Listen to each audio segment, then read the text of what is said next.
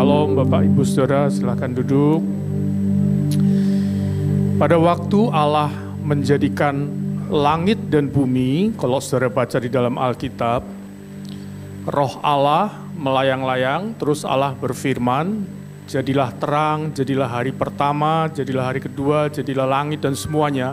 Maka semua itu jadi.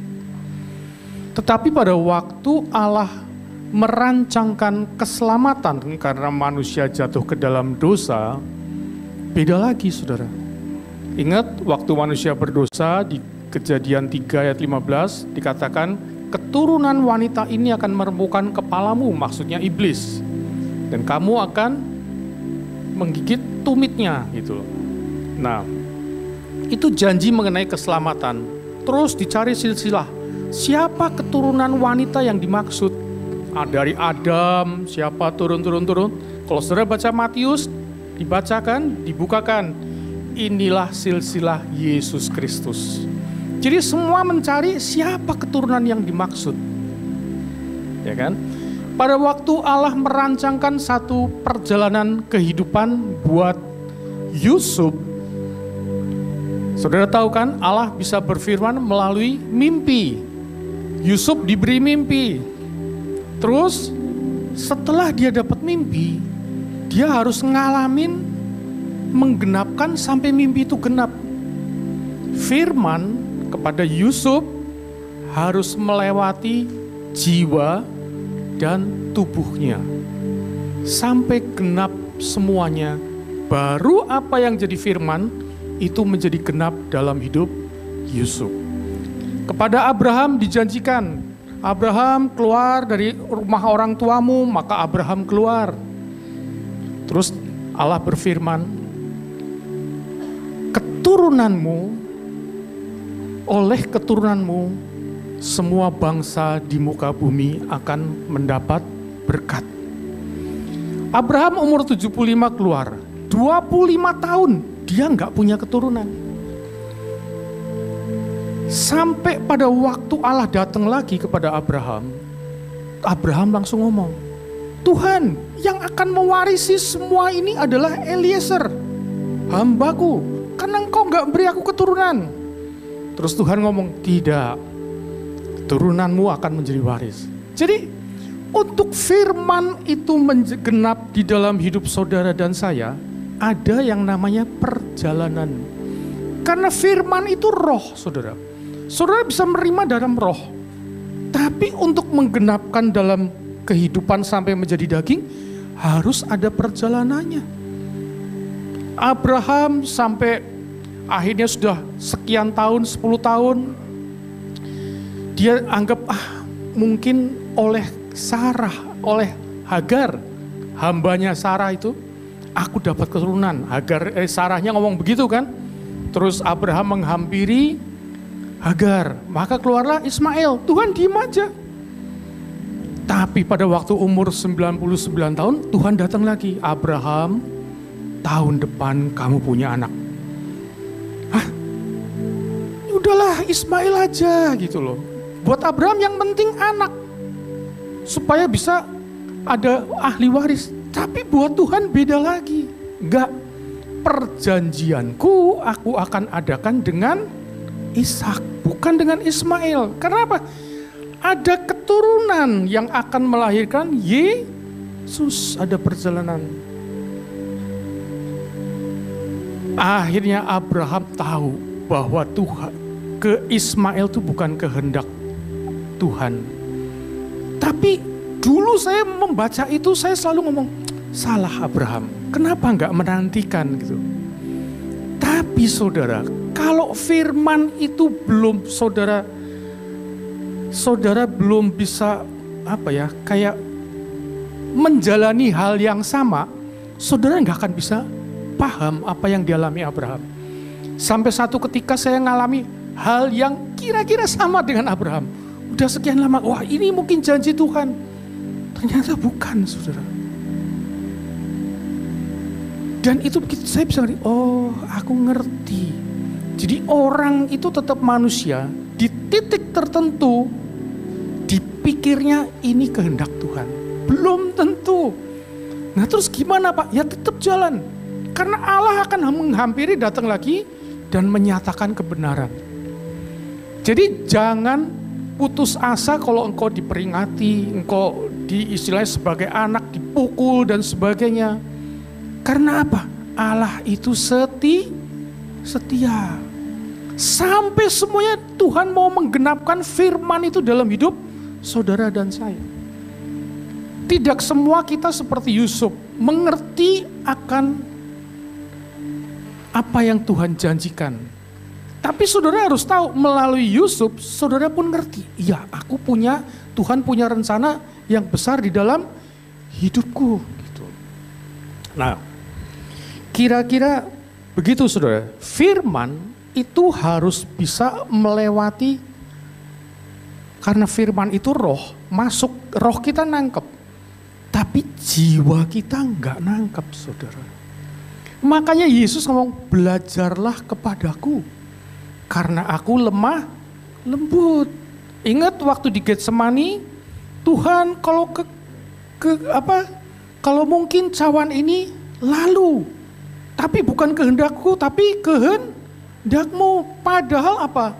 Kalau saudara baca di Matius 16 dikatakan, pemberitahuan pertama mengenai penderitaan Yesus, itu dikatakan kan, bahwa inilah anak manusia akan menderita, disesah oleh ahli-ahli Taurat, dibunuh dan dibangkitkan pada hari ketiga. Terus Yesus pada waktu itu berjalan sama Petrus.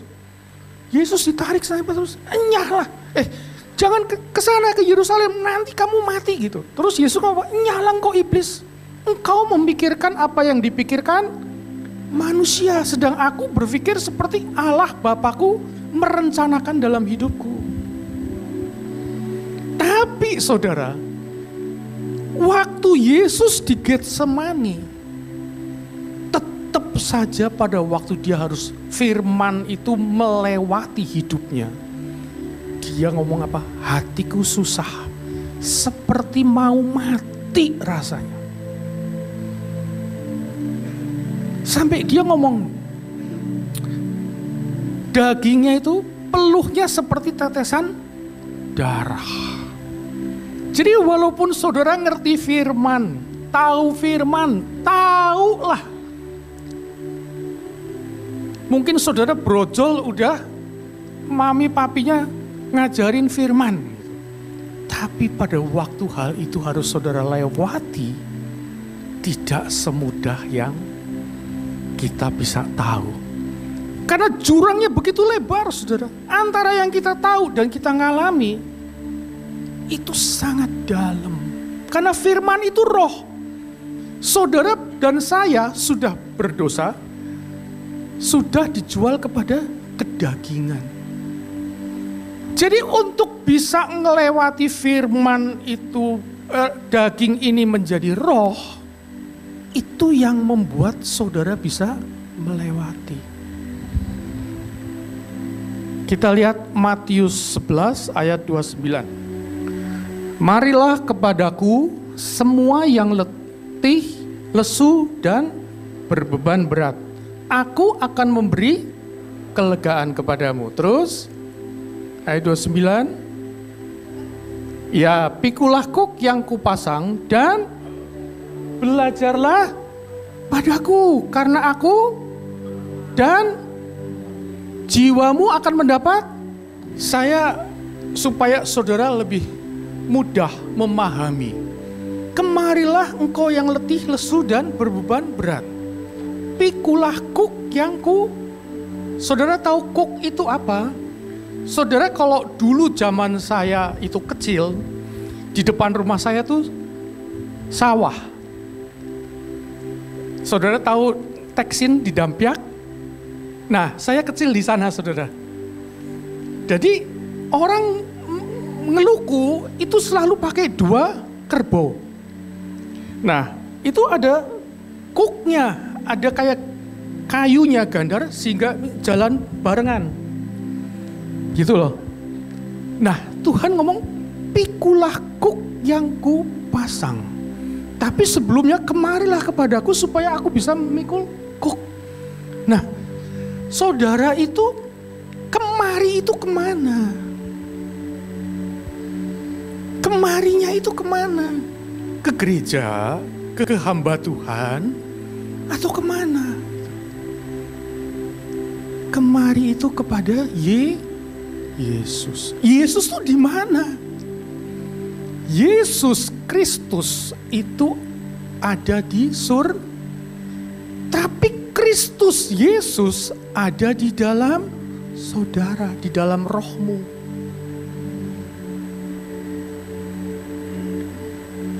Satu Yohanes 2 ayat 27.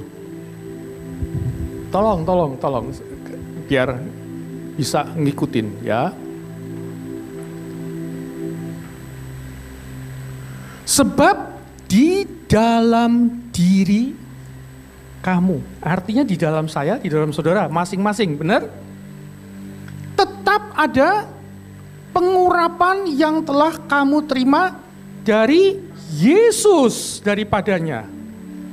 Karena itu tidak perlu kamu diajar oleh, tetapi sebagaimana pengurapannya mengajar kamu tentang segala sesuatu, dan pengajarannya itu benar, tidak dusta.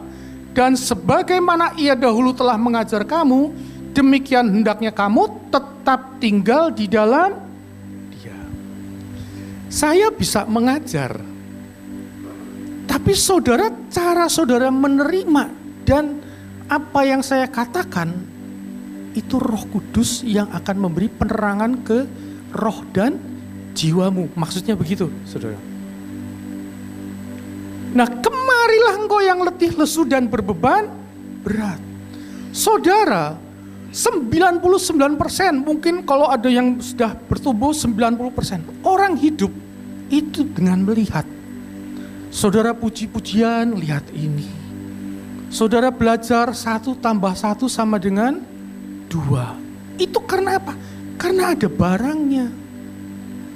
Jiwa saudara, jiwa itu apa? Pikiran, perasaan, dan kehendakmu selalu diajar untuk bersentuhan dengan hal-hal yang kelihatan mata. Mobil bisa berjalan karena apa? Ada bensin, ada mesin, ada gas, dan sebagainya. Itu semua kelihatan. Tapi soal roh berbeda, saudara. Soal roh itu enggak semudah yang saudara bisa tangkap, seperti saudara bisa melihat kenyataan. Nah, ini yang susah. Pikiranku bukan pikiranmu, kata Yesus. Benar? Ada di Alkitab kan? Jalanku bukan. Seperti tingginya langit dari bumi, demikianlah pikiranmu dari pikiranmu. Jadi pada waktu kita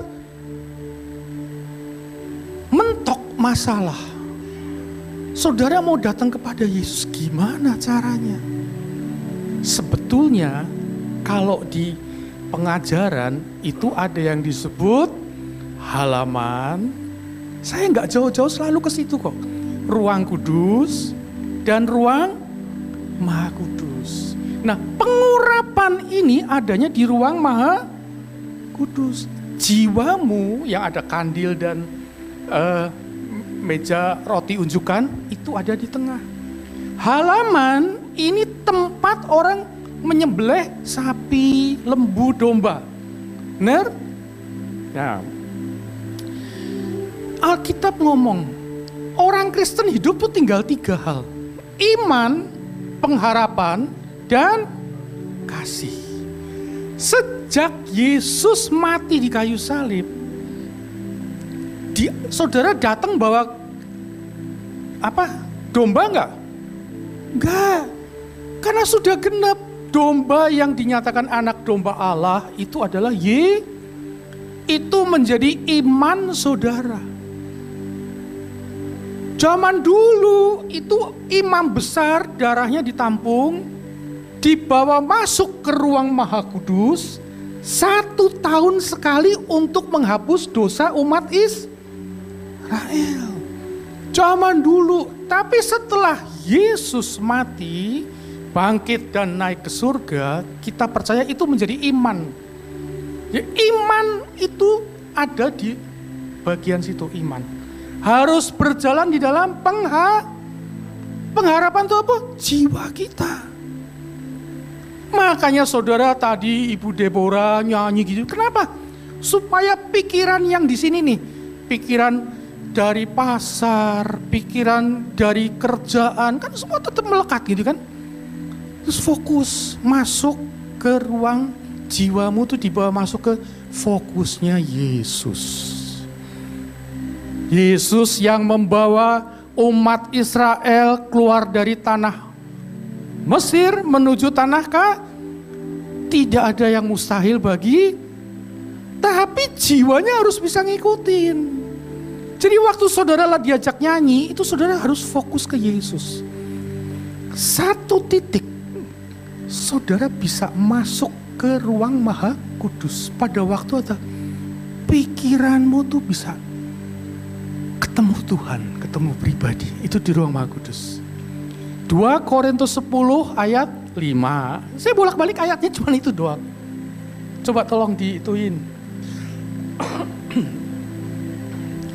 Kami mematahkan setiap siasat orang dan merubuhkan setiap kubu-kubu yang dibangun oleh keangkuhan manusia untuk menentang pengenalan akan Allah. Kami menawan segala pikiran dan menaklukkannya kepada, ingat, Kristus di mana? Di hati. Pengurapan, saudara akan menerima pengurapan. Jadi yang di sini harus ditundukkan di sini melalui perjalanan. Ada yang perjalanannya cepat karena sering, ada yang nggak pernah bisa masuk, mentoknya di situ. Ini perlu terobosan. Nah, terus sampai masuk ke situ. Begitu saudara masuk, baru Tuhan bekerja. Masuknya susah. Begitu masuk Tuhan bekerja. Bekerjanya keluar dari ruang Maha Kudus. Di ruang Maha Kudus, maka Musa selalu mendengar suaranya. Coba baca di Imamat, di Keluaran itu. Begitu dengar suaranya, itu mengurapi jiwa kita keluar. Saudara memiliki pikiran Kristus. Baru diimplementasikan, tubuhmu melangkah. Dan mujizat karena bukan engkau lagi, tapi Kristus yang hidup di, paham? Paham Pak? Tapi angel, memang angel. Gak semudah itu. Saya berusaha ya untuk memberikan perjalanan saya biar saudara bisa mengikuti. Dulu waktu saya pertama kali menikah, mungkin beberapa sudah pernah saya ceritakan, tapi nggak apa-apa saya ceritakan lagi ya, supaya bisa ngikutin. Bahwa Liz, istri saya itu yang tadi duduk di sini, sekarang ke belakang karena angin katanya, itu nggak mau nikah. Karena perjalanannya, papah mamahnya cerai. Gak ada yang bagus di pernikahan. Jadi dia gak mau nikah. Sampai kami ketemu hamba Tuhan. Dan hamba Tuhan itu ngomong, "Du, iku jodohmu." Oh iya toh om, memang aku naksir gitu loh. Terus akhirnya singkat ya, kami menikah. Waktu menikah saudara, saya nggak bisa ngerti dia nggak bisa ngerti saya. Karena perjalanan masa lalu dengan perjalanan yang berbeda, itu konflik, saudara.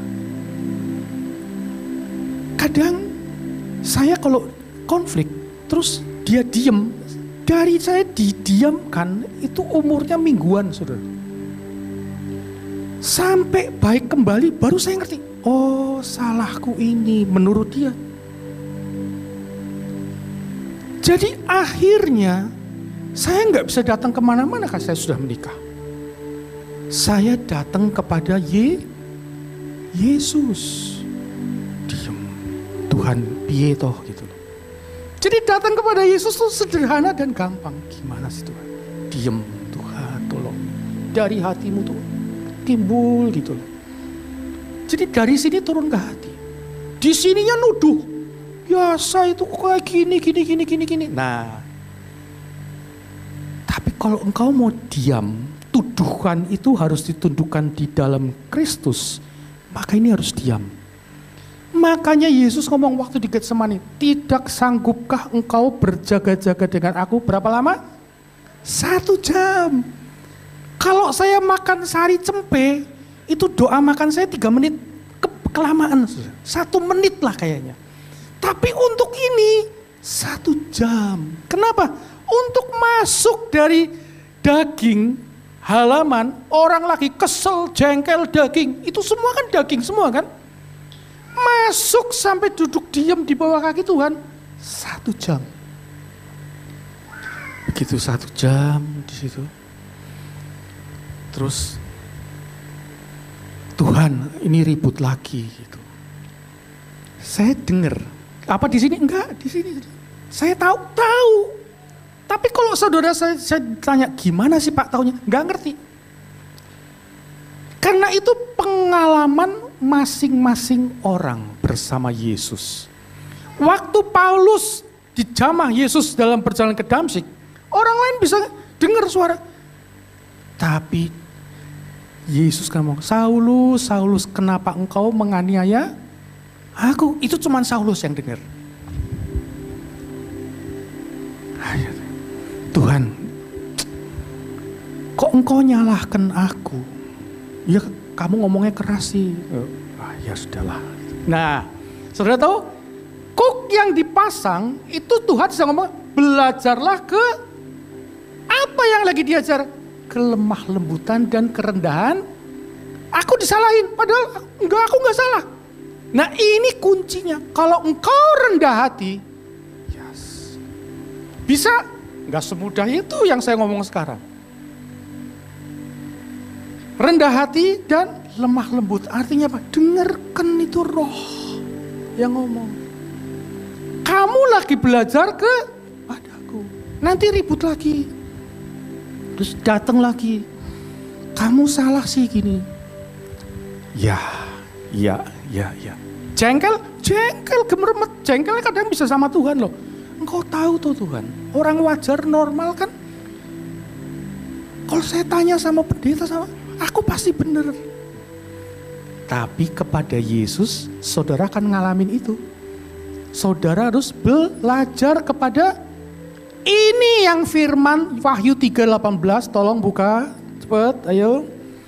Itu katakan, belilah emas yang telah dimurnikan dalam kepadaku. Ya, wah hebat. Maka aku menasihatkan engkau supaya engkau membeli daripadaku apa? Emas yang telah dimurnikan dalam, agar engkau menjadi kaya dan juga pakaian putih, supaya engkau memakainya, agar jangan kelihatan ketelanjanganmu yang memalukan, dan lagi minyak pelumas matamu supaya engkau dapat melihat. Ingat waktu Yesus ketemu dengan orang yang disembuhkan dari buta, Yesus ngomong, kalau engkau ngomong aku buta, maka dosamu bisa. Tapi karena engkau ngomong aku melihat, dosamu tetap. Bahayanya kayak gitu. Jadi kalau engkau ketemu Yesus dan engkau tetap ngomong aku benar, bahaya. Tinggal. Ya Tuhan. Ya. Walaupun saudara nggak bisa terima. Karena ini menjadi perjalanan. Itu yang saya alami. Belajar kepada Yesus. Mendengarkan dia. Masuk ke tempat Maha Kudus dengan darah anak domba. Yang kadang saudara susah. Itu sampai halaman keluar lagi. Sampai halaman keluar lagi. Ibadahmu bukan menjadi, saudara hanya mengalami apa? Tidak menjauhkan diri dalam pertemuan-pertemuan ini kumpul, pertemuan ibadah.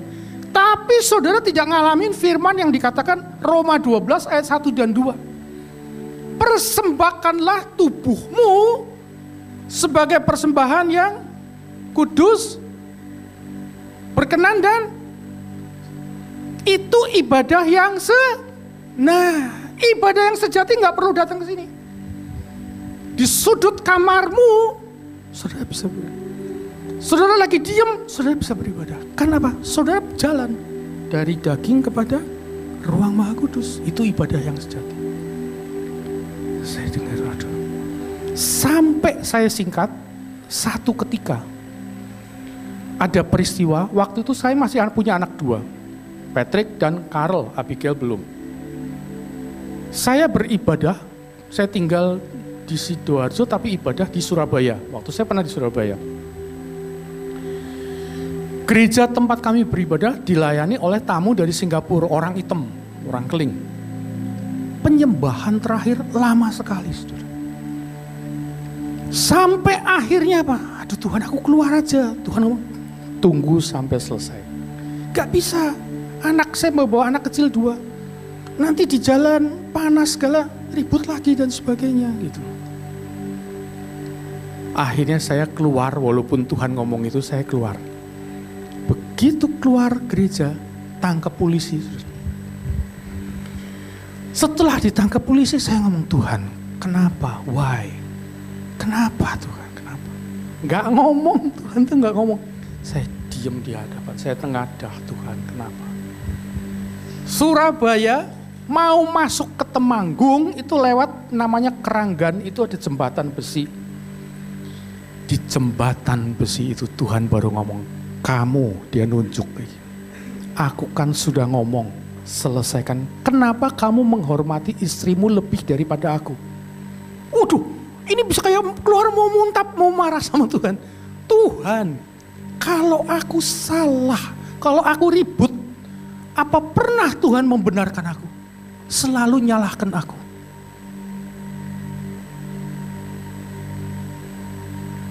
Terus Tuhan jawab apa? Sekarang tidak lagi. Karena aku tahu engkau mengasihi istrimu. Tuhan ngomong gitu, aku juga terus terang, ya biasalah. Sebagai seorang suami sama istri ya kadang gimana. Tapi kayak engkau ngomong aku mengasihi istrimu, aku gak terima seperti kayak dilebih-lebihkan gitu. Itu cara Tuhan ngomong. Itu cara kasih karunia-Nya diberikan. Sejak itu sikap saya bisa paham istri saya. Saya tanya, kenapa engkau nyalahkan aku? Tunjuk lagi. Kamu lihat istrimu. Umur 4 ditinggal papinya. Bercerai. Secara sosial dia dapat ejekan. Secara ekonomi dia nggak dapat. Secara kasih dia nggak dapat. Masakan dia yang aku tuntut, kamu yang aku tuntut. Baca firman. Maka laki-laki itu keluar dari rumah bapaknya dan ibunya dan menyatu dengan, maka keduanya menjadi satu daging. Artinya apa? Kelemahan daging dia, kamu yang nanggung. Kaget saya, saudara. Oh, cara memahami, makanya pikiranku beda dengan pikiranmu itu. Begitu sana, oh cara engkau melihat, ya firman itu ya dan amin. Cuman cara kita melihat kadang-kadang bukan seperti Kristus melihat. Harus ngalami. Begitu sana, oh. Dan cara kasih karunia dinyatakan, dia puji saudara. Itu hebatnya Yesus yang saudara dan saya punya. Amin. Sejak itu sampai sekarang saya nikmati pernikahan kami semakin hari semakin. Gak sadar saya mau jadi opa.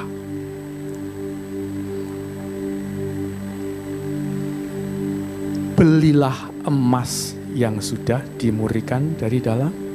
Itu satu masalah. Masalah yang lain, saya pernah habis-habisan duit segala habis-habisan. Utang saya banyak. Juga hal yang sama yang saya waktu itu saya pikir tahun 2015 itu saya ngalami itu sampai saya ngomong, Tuhan, rumahku aku borken supaya ngurangi beban utang kartu kredit. Kartu kredit itu kan utang dulu 3%, kalau nggak bayar dilipat terus kan. Nggak sadar, saya makan dengan uang kartu kredit. Itu yang saya alami. Tapi begitu saya datang Tuhan ngomong, no. Tapi mana Solusinya gimana? Diam. Itu Tuhan. Di bawah suruh ngalamin sesuatu. Makanya waktu Abraham dia ngomong, mana anaknya? Saya bisa paham. Tapi semakin kuat. Ya dan amin. Sampai pada waktu kalau saya mesti ditagih tanggal itu, kadang anak saya yang bisa bayar minimum paymentnya. Tapi saya masuk malam tuh saya masuk, Tuhan tolong. Terus Tuhan tolong? Iya, Tuhan tolong. Pikiran yang dulunya keluar, mumet gimana gitu, damai. Penyerahan. Dari sini halaman masuk ke ruang kudus. Di sini saya berserah. Whatever will be, will be. Apa yang aku cuma bisa ngelihat engkau duduk diam, menengadah, bertemu satu pribadi di tangan. 1 tahun, saudara. Sampai aku ngomong, Tuhan, buat engkau gak ada yang susah sebetulnya. Kayak tadi kan, tidak ada yang mustahil. Ngomong, nyanyi,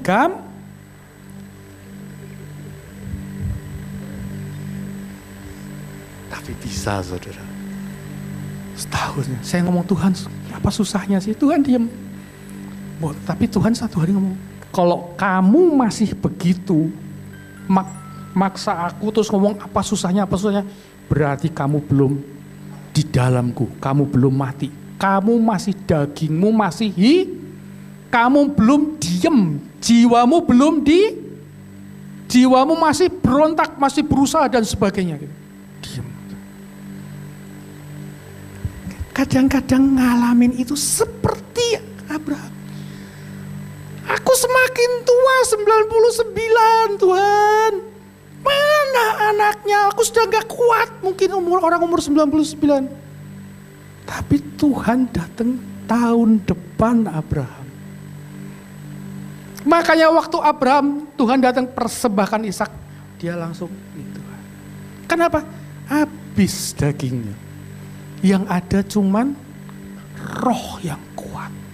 Nah, itulah yang Tuhan nantikan. Kalau engkau masih berusaha menolong Tuhan di dalam janji-janjinya, pasti gagal. Yusuf sekalipun, waktu dia melihat bahwa juru minuman itu kembali ke raja, dia ngomong loh, ingat aku ya, aku ndak salah loh, aku ndak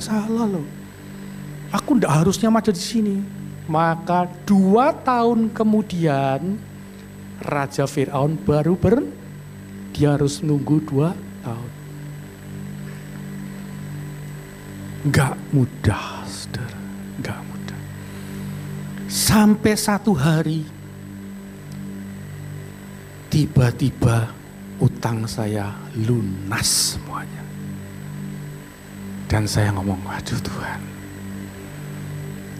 jalan mujizat itu harus bisa firman melewati jiwamu, harus diem, harus kosong. Makanya Filipi 2 ayat 7 ngomong, Yesus dalam manusianya, sekalipun dia menjalani dalam rupa Allah, tapi dia telah mengosongkan dirinya dan mengambil rupa seorang dan di dalam hamba itu dia mati di kayu ini, saudara.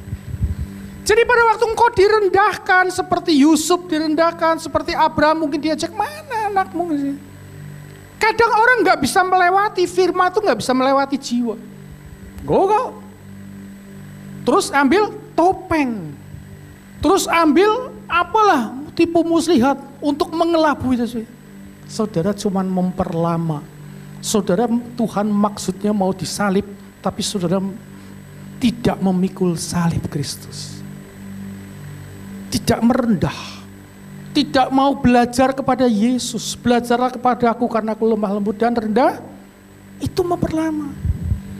Alkitab ngomong loh, di dalam kamu menanggung, kamu belum seperti aku, belum seperti mencurahkan darah. Saudara paling kalau harus ngelewati itu dari makan bistik misalnya, saudara cuma makan tempe goreng. Enggak Tuhan tuntut sampai mencurahkan darah. Makanya Yesus ngomong, kalau kamu hilang karena aku, Matius 16 kan, enggak hilang. Tapi kalau kamu mempertahankan, jiwamu mempertahankan, kamu hilang, bablas. Firman itu enggak akan jadi dalam hidup. Saudara masuk ke ruang Maha Kudus tuh, saudara dari ciptaan yang baru. Saudara itu hilang. Saya ngalamin. Utangnya banyak, saudara. Tapi damai.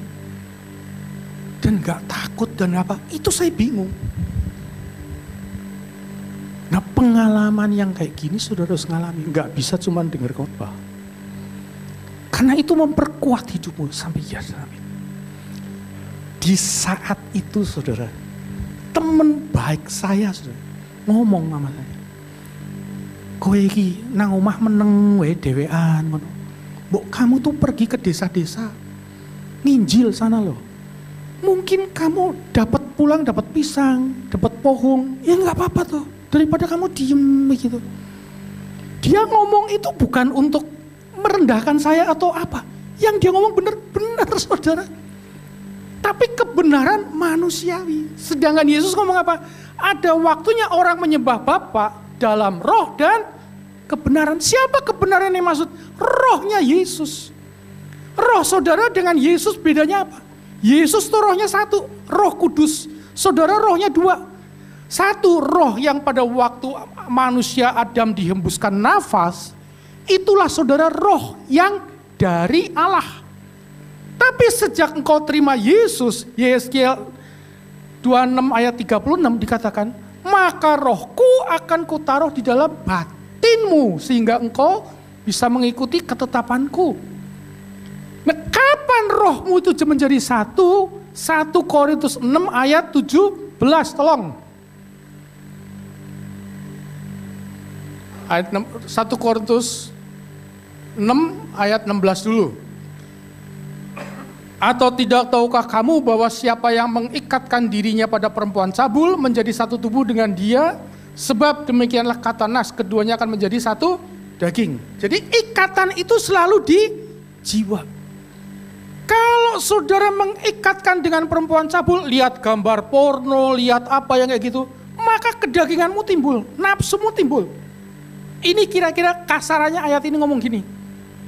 Tapi ayat 17, tetapi siapa yang mengikatkan dirinya pada Tuhan menjadi satu. Artinya apa mengikatkan? Kayak Ibu Deborah tadi loh. Yesus, ikat sama Tuhan. Rohmu jadi satu. Saudara bisa dengar rohmu. Makanya waktu pujian, ku masuki gerbangnya dengan hati bersyukur. Halamannya dengan pujian. Saudara harus masuk terus, ini bagianmu. Sampai kau ketemu Yesus, baru Yesus bekerja mengurapi jiwamu. Sampai ke tubuh, baru hidupmu berubah. Sampai teman saya ngomong kayak gitu, salah? Enggak salah. Di situ bingung saudara, Tuhan aku mesti apa? Didiamkan. Itu saya ngelewati hal-hal yang gitu. Jadi saya bisa paham, ya Abraham, hal yang paling susah Kristen itu menanti-nantikan Tuhan. Sekian kalinya dan setiap kali saya kesini saya akan ngomong, coba belajar nantikan Tuhan. Nanti malam pulang dari sini, Tuhan aku mau menantikan kau sampai engkau ngomong. Diem. Nanti 1 menit, besok makan apa ya? Tadi gimana sih Pak Pandu ngomong apa? Ini jalan terus. Gak bisa duduk diem. Tapi sekali engkau bisa duduk diam menikmati itu, saudara akan ketagihan. Karena itulah ibadah yang sejati. Saudara ketemu Tuhan. Saudara masalahmu ada di dalam Dia. Makanya apa? Yesus ngomong waktu di kayu salib, it is finished, sudah selesai. Di dalam Yesus sudah selesai. Tapi di dalam engkau dan saya, Alkitab ngomong, tetap kerjakan keselamatanmu. Kapan keselamatan saudara bisa genap dalam hidup? Waktu engkau di dalam Dia. Dia di dalam engkau waktu engkau lahir baru. Setiap orang tetap ada pengurapan. Tapi pengurapannya nggak berfungsi kalau engkau tidak di dalam Dia. Dianya harus jadi besar dan engkau semakin kecil. Saya renungkan perjalanan sebetulnya menantikan Tuhan. Tanpa saya sadar, saya lewatin. Sampai teman saya itu ngomong, "Kowe ya, direnungke to. Nek nanti anakmu ketemu orang, ada yang seneng takon, kowe anake sapa? Lah kowe piye? Jawabnya apa? Saya dengerin, ya bener juga ya, tapi aku gimana Tuhan? Anake sapa, kerjone apa? Ora ngerti, ora jelas. Bener-bener. Saya mau cari kerjaan lagi. Lah, siapa yang mau? Saya cuma bisa duduk diem. Tuhan, habislah sudah harapanku. Setelah saya lewati. Tapi kalau engkau hilang karena aku enggak hilang. Tanggal 12 Maret, anak saya paling tua menikah. Dan saya enggak ditanya anaknya siapa. Tanggal 22 Mei, anak saya nomor 3 menikah. Nanti 20 Agustus, anak saya yang kedua menikah. Siapa? Apa saya ngomong begini saya bangga? Enggak. Aku nikah ya orang ngurus anak-anak sendiri. Saya cuma terima kasih Tuhan. Terima kasih. Aku enggak bisa apa-apa, tapi Engkau membela aku.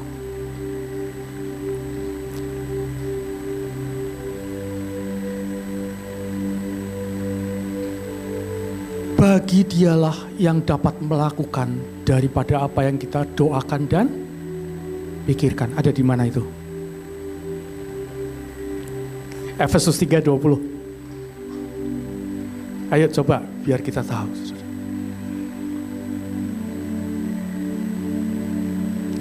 Bagi Dialah yang dapat melakukan jauh.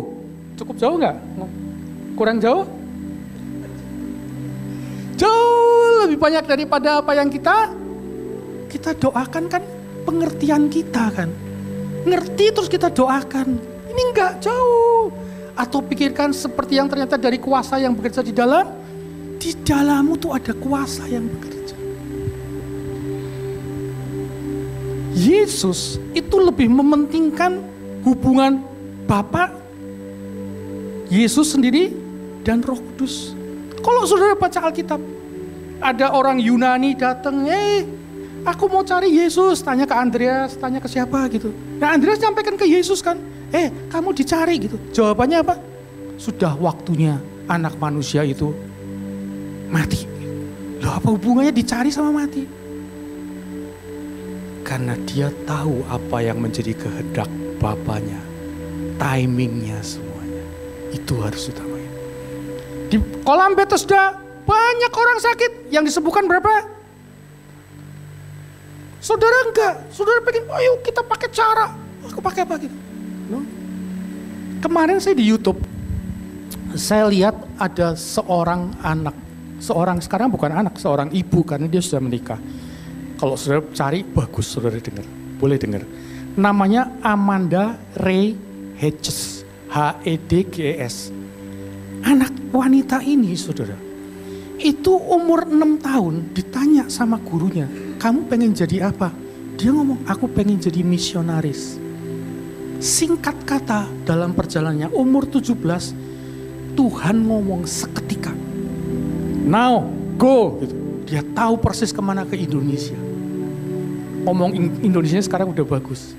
Tapi dia ngalamin perjalanan yang tidak mudah. Setiap hari nangis dia ngomong gitu. Saudara dengerin, terus ditanya, terus rencanamu apa di dalam membangun panti asuhan ini? Dia bilang, aku nggak punya rencana.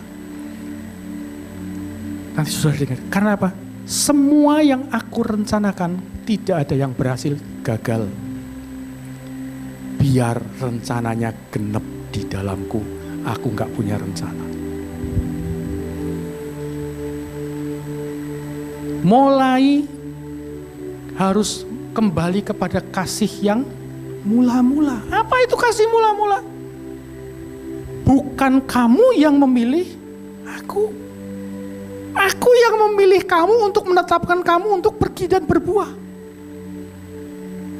Jangan mulanya kita datang kepada Yesus, setelah gereja jadi besar, kita punya planning jalan sendiri. Saudara meninggalkan kasih yang mula-mula. Saudara tetap harus datang. Maumu apa?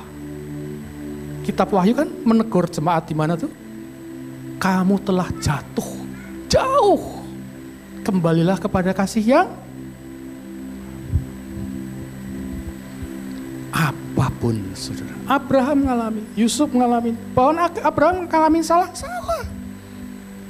Karena kita belajar kepada Yesus.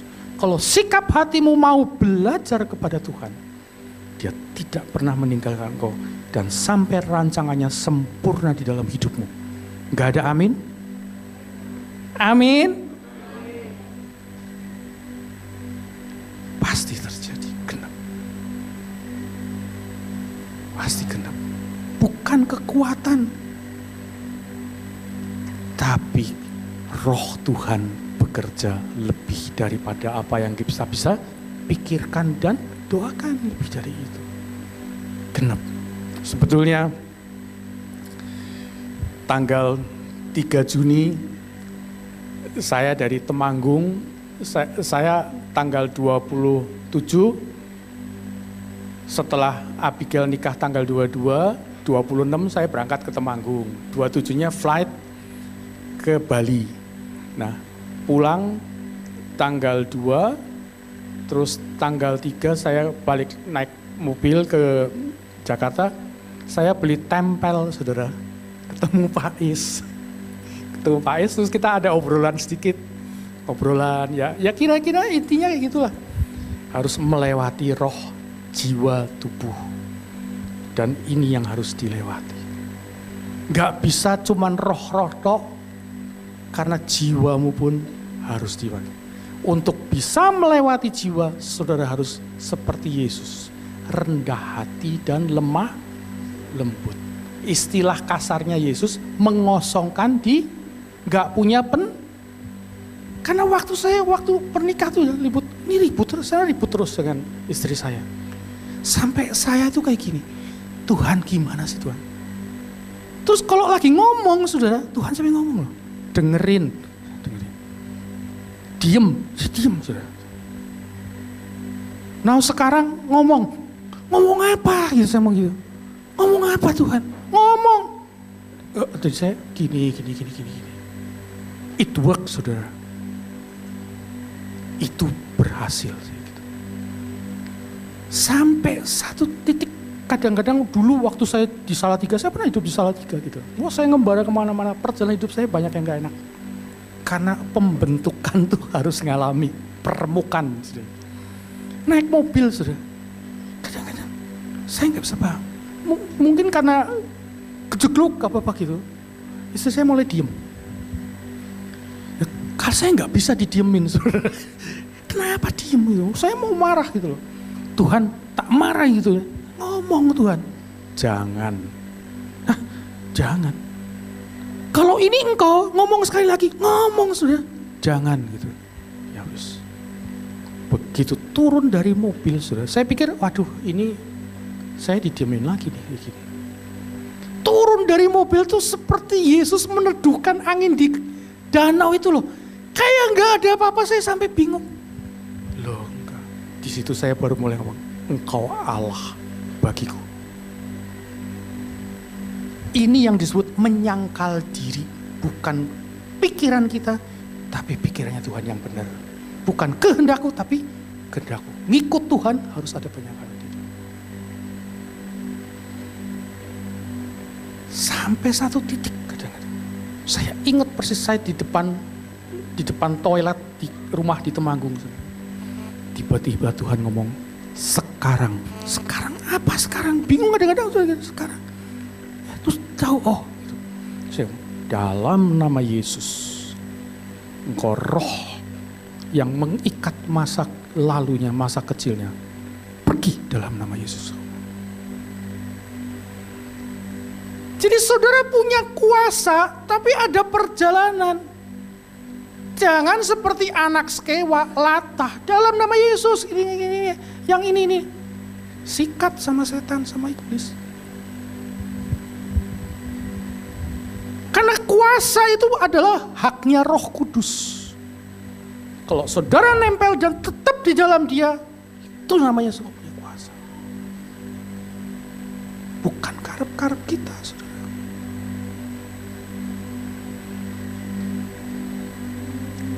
Amin. Apapun persoalan saudara, tidak ada yang terlambat dan tidak ada yang susah buat Tuhan. Yang susah, saudara hidup berjalan bersama Tuhan, ngalahkan jiwamu. Karena jiwamu selalu pengen ikut-ikut. Abraham pikir, dengerin omongannya Sarah, suruh ngambil Hagar, diambil. Tapi dulu saya nyalakan, sekarang enggak. Kadang Tuhan izinkan kesalahan untuk saudara dibenarkan. Kalau enggak, saudara enggak ngerti. Dan dia pasti kembali lagi. Kalau sikap hatimu benar di hadapan Tuhan, rendah hati dan lemah lembut. Sampai rancangannya tuh berhasil dan saudara diangkat tinggi. Sampai Yusuf rencana mimpinya tuh genap. Saudara mungkin gak mimpi seperti Yusuf. Saudara gak tahu. Tapi hidupmu akan berubah. Gak ada amin. Amin. Sampai Abraham rencananya genap. Dia menjadi bapa orang beriman. Saudara habis, kadang-kadang habis jiwa. Tapi semakin habis, dia semakin muncul, semakin nyata dalam hidupmu. Amin. Dan kemuliaannya akan dinyatakan dalam hidup saudara. Amin. Mari Ibu Deborah, tolong kita nyanyikan pujian.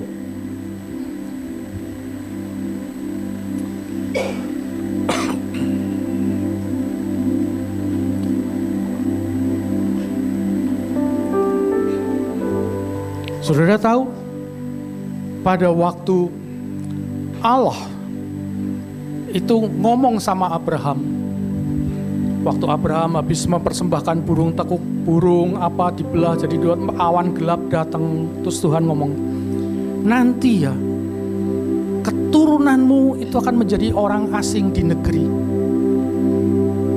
Keturunan ketiga, keempat akan kembali dan sebagainya kira-kira.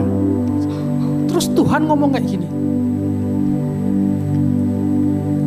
nanti aku akan membawa keturunanmu ini, bangsa Israel, ke tanah orang Amori. Pada waktu ini itu. Sebab sebelum itu kedurjanaan orang Amori belum ke. Kenapa Allah sampai begitu? Kenapa gak bisa comot masukin aja, gak bisa? Karena dia Allah yang adil. Jadi untuk ciptakan langit dan bumi gampang. Tapi Tuhan ngomong di Yeremia 9 ayat 23. Aku mau supaya kamu tuh kenal bahwa aku nih Allah yang adil, Allah yang setia, Allah yang menunjukkan keadilan, kebenaran dan kasih setia di muka bumi ini. Dia suka akan itu. Karena kalau saudara lihat judul perikop di ayat itu, pengenalan akan Allah adalah kebahagiaan manusia. Saudara akan bahagia kalau saudara bisa kenal dia. Untuk kenal, ada harga yang harus saudara bayar. Penghalang terbesar bukan iblis, tapi apa tahu enggak? Kedagingan.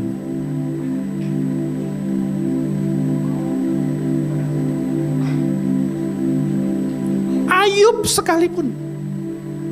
Kalau saudara baca di Ayub 38 dikatakan, tanpa pengetahuan aku mengatakan hal-hal yang lain mengenai engkau. Tapi di Ayub 42 dia ngomong, siapakah dia yang menetapkan yang menetapkan keputusan tanpa pengetahuan? Artinya begini, kalau Allah menetapkan Ayub harus melewati penderitaan yang begitu rupa. Perhatikan, camkan.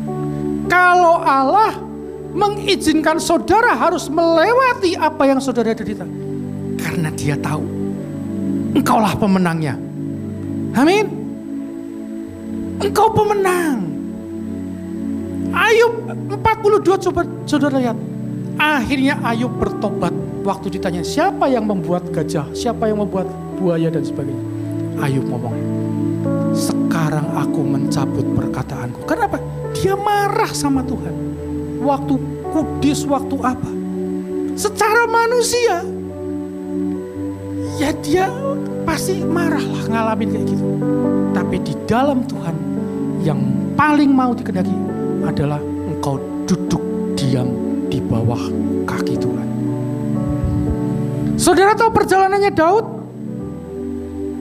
Daud itu pada waktu dia harus keluar dari Israel mengembara karena diusir oleh Absalom, anaknya sendiri. Terus ada Simei itu kutuki Daud, saudara bacakan nanti kan? Nyahlah engkau keturunan ini. Terus Yoab, panglima perangnya, dia ngomong, anjing mati ini aku bunuh saja ya Raja. Daud ngomong, jangan. Kalau Raja waktu itu ngomong, ya bunuh, pasti mati tuh sini. Tapi Raja ngomong, enggak. Biarkan dia mengutuk. Ngomongnya apa? Siapa tahu Allah menyuruh dia mengutuki aku untuk ujung-ujungnya berbuat baik kepadaku. Dia terima semua kutuk, caci maki orang, dia terima Daud. Itu Daud hebat. Itu firman harus melewati jiwa yang remuk seperti itu. Siapa sih engkau mau meninggikan diri di hadapan Tuhan? Siapa kita ini? Tapi Daud melewati itu. Dan akhirnya Absalom mati, Daud kembali menjadi raja. Bahkan kalau saudara baca, waktu Daud keluar, itu Imam Abiatar membawa tabut. Karena apa? Tabut itu lambang penyertaan Tuhan pada waktu itu. Apa yang Daud ngomong? Balikin tabut. Kalau Tuhan masih berkenan kepadaku, biar aku ketemu tabut lagi. Tapi kalau dia ngomong enggak, aku sudah enggak berkenan, biarlah, karena dia Allah. Sikap hati yang begitu, tidak mempertahankan dirinya, itu yang namanya mengosongkan diri. Jiwanya rendah. Itu membuat firman itu genap, saudara. Kemarilah kepadaku engkau yang letih lesu dan berbeban, aku akan berikan kelegaan padamu.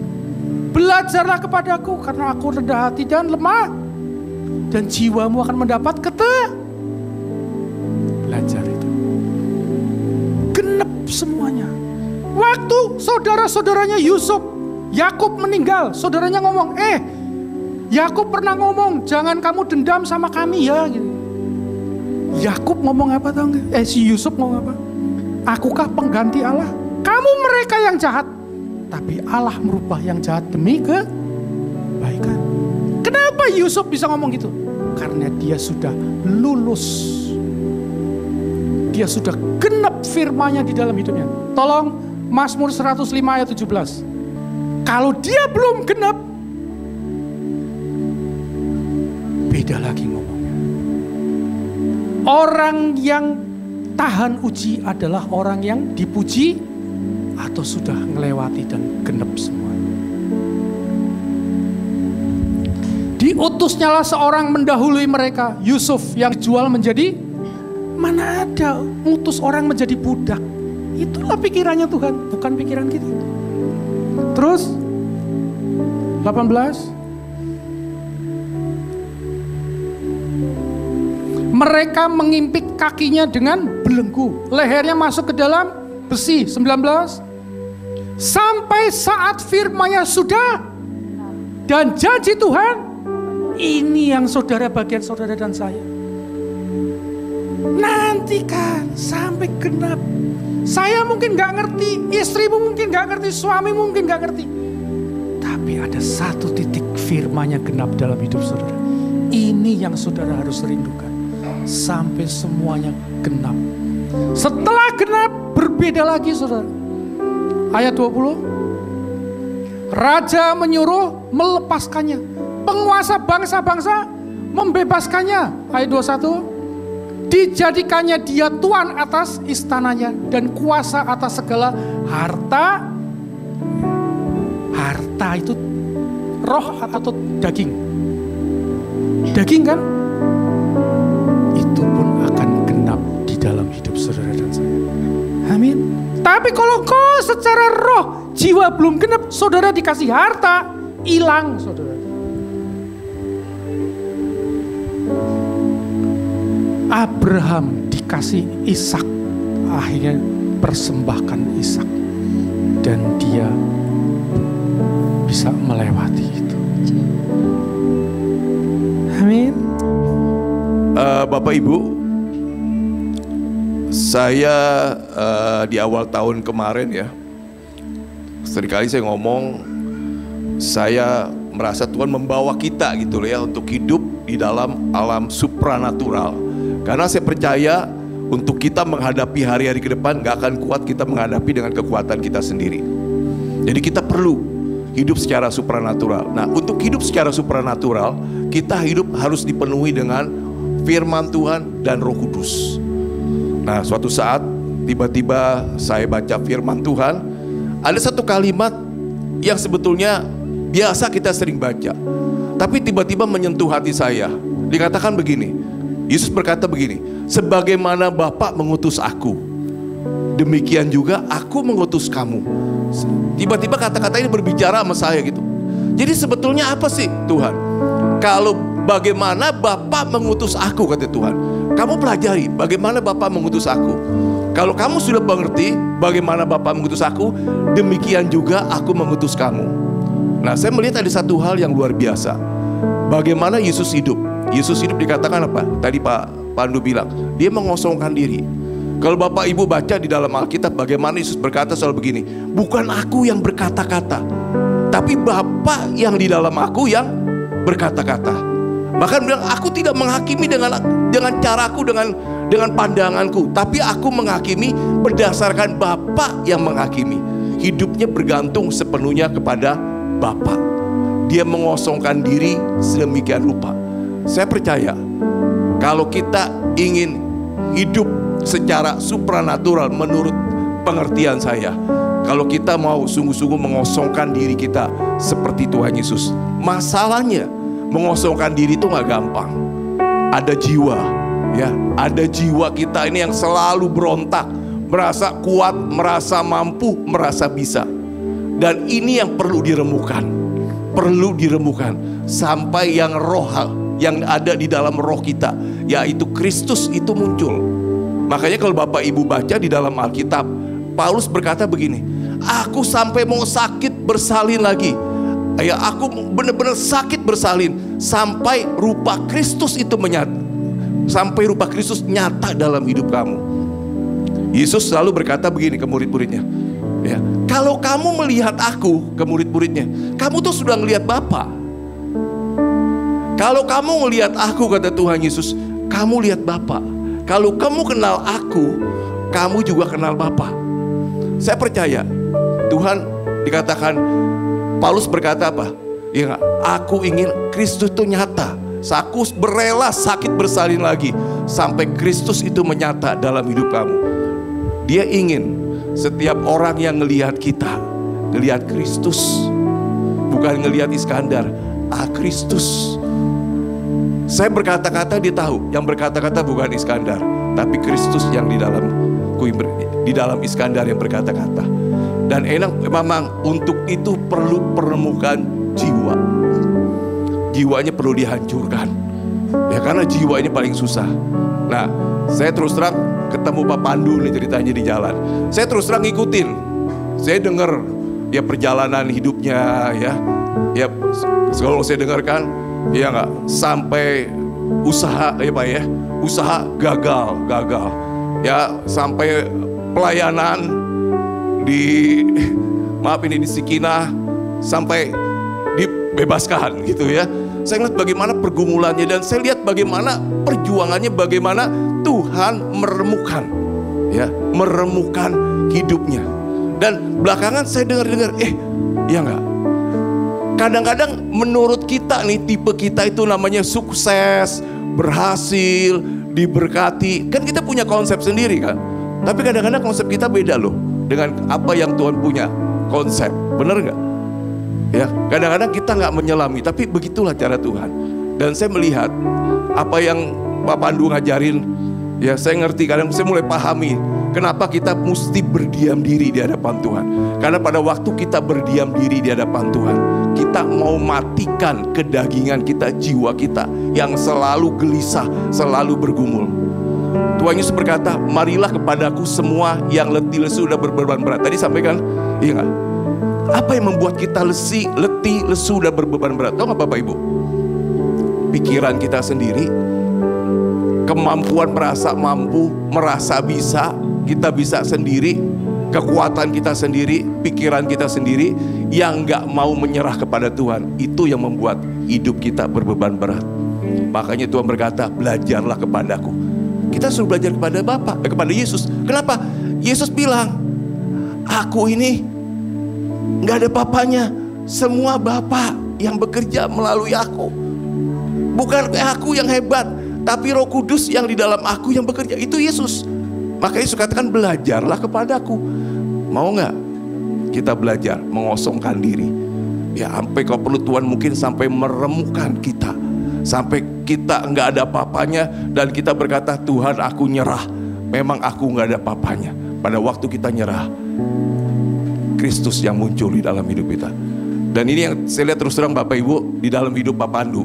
Makanya waktu ketemu Bapak ngomong di GRC, bagi teman mungkin Pak Pandu nggak vulgar ngomongnya gitu ya. Kalau mau ngomong vulgar Bapak Ibu nanti ngobrol pribadi gitu ya, vulgar nanti ngomongnya. Biasa kalau begitu ngobrol berdua, nah vulgar ngomongnya gitu ya. Tapi saya melihat luar biasa ya, luar biasa. Dan ini pelajaran buat kita. Kita belajar ya, izinkan Tuhan meremukkan hidup kita ya, sampai Kristus nyata di dalam hidup kita. Ya, saya baca sebetulnya yang minggu kemarin saya mau bagikan tentang Allah Abraham, Allah Ishak, Allah Yakub. Allah Yakub bagaimana Tuhan berperkara sama Yakub. Ternyata Roh Kudus tugasnya salah satunya itu nggak Bapak Ibu? Ya nggak? Dia kerjain hidup kita, kedagingan kita diremukkan. Sekali lagi, sampai Kristus itu nyata di dalam kita. Amin. Jadi kalau kita yang saya pernah cerita, kalau kita ngobrol yang gak usah nginjil-nginjil, begitu kita ngobrol sama orang merasa kok hadirat Tuhan. Yang merasa seperti aku kok kalau ngomong kamu persoalan pergumulanku kok seperti hilang. Tadinya aku mumet, gak tahu jalan buntu, bingung. Tapi begitu aku ngobrol sama kamu sebentar saja, tiba-tiba kok ada damai sejahtera, ada hadirat Tuhan. Kenapa? Karena Bapak Ibu sudah diremukkan dan Roh Kristus yang muncul, sehingga hadirat Tuhan nyata. Amin. Amin. Terima kasih Pak Pandu yang telah memberkati kita dengan kebenaran firman Tuhan. Ya nanti Bapak Ibu dengerin lagi kalau sudah muncul di YouTube ya, renungkan dan saya lihat pasti Bapak Ibu diberkati. Amin. Biarlah setiap kami Tuhan yang mendengarkan firman-Mu pada malam hari ini, kami boleh mengejar hadir-Mu di dalam hidupku. Kami boleh mengejar Tuhan, boleh berseru kepadamu, Tuhan kami ingin Kristus itu nyata di dalam hidup kami. Mari Allah Roh Kudus, kami persilakan Engkau membentuk Kristus di dalam hidup kami. Tuhan, kami tahu kerinduan hati-Mu, betapa Engkau rindu gereja-Mu menyatakan Engkau kepada dunia ini. Sehingga setiap orang yang melihat umat-Mu, gereja-Mu, dia melihat Allah sendiri. Dia melihat Allah sendiri. Dia melihat Kristus di dalam hidup kami. Mari Allah Roh Kudus, kami buka hati kami sepenuhnya untuk Kau bentuk kami, Kau proses kami, agar sungguh-sungguh apa yang menjadi kehendak-Mu di dalam kehidupan kami terjadi, tergenapi, yaitu Kristus nyata di dalam hidup kami. Ampuni kalau kami selama ini Tuhan, mungkin kami membayangkan penggenapan janji-Mu dengan hidup kami diberkati dengan kekayaan materi, dengan berkelimpahan. Tapi sebetulnya yang utama bagimu, Engkau menginginkan Kristus itu ada di dalam dunia ini. Masalah kekayaan itu kami percaya Tuhan, oh itu hal yang mudah buat Engkau Tuhan, hal yang mudah buat Engkau. Sebagaimana Engkau bekerja di dalam kehidupan Yusuf Tuhan, Kau bentuk dia, Kau proses dia, Kau kirim dia dengan caramu, Kau kirim dia ke Mesir dengan caramu Tuhan, yang di luar pikiran kami. Untuk apa? Menyatakan Kristus di dalam kehidupan Yusuf. Terima kasih Tuhan, terima kasih untuk kebenaran firman. Kami juga saat ini berdoa Tuhan, kami berdoa untuk tetap, kami berdoa untuk bangsa dan negara kami. Kalau Engkau menempatkan kami di Indonesia Tuhan, kami percaya Tuhan, Engkau punya maksud pula Tuhan, agar di orang Indonesia ini, bangsa Indonesia ini boleh menyatakan kemuliaan-Mu Tuhan.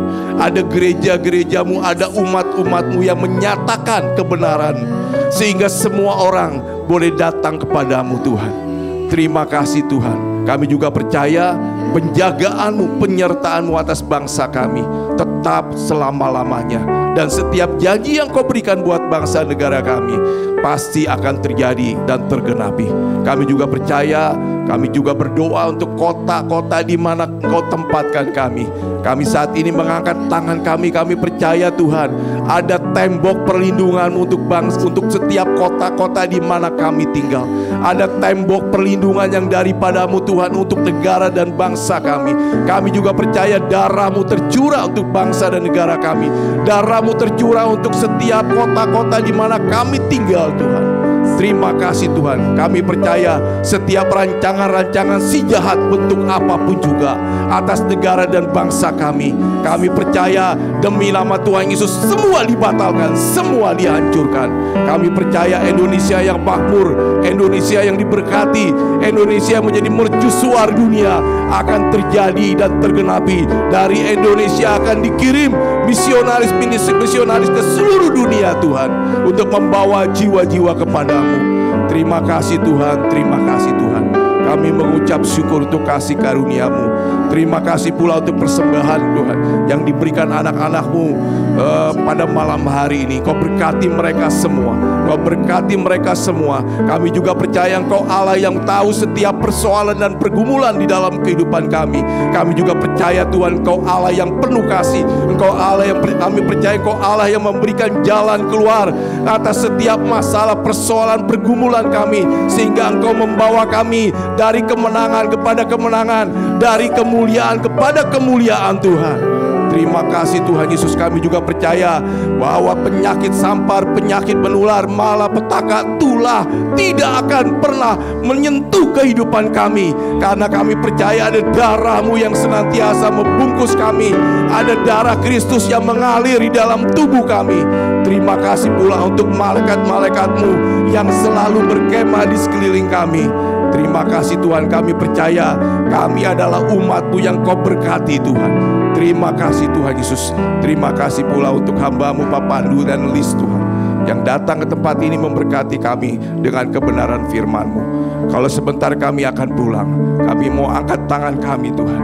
Kami mau angkat tangan kami dan kami mau terima berkat daripada-Mu. Berkat dari Allah Bapa, berkat dari Allah Putra, berkat dari Allah Roh Kudus, yaitu berkat dari Tuhan Yesus Kristus senantiasa memenuhi hidup kami dan menyertai hidup kami. Kemanapun Kau bawa kami Tuhan, kami percaya Engkau akan membuat kami makin hari makin mengenal Engkau. Engkau akan membuat kami makin hari makin menyatakan kemuliaan-Mu Tuhan. Terima kasih Tuhan, terima kasih untuk malam hari ini. Kami terima semua berkat yang daripada-Mu di dalam nama Tuhan Yesus Kristus. Dan biar kita semua yang berkati berkata,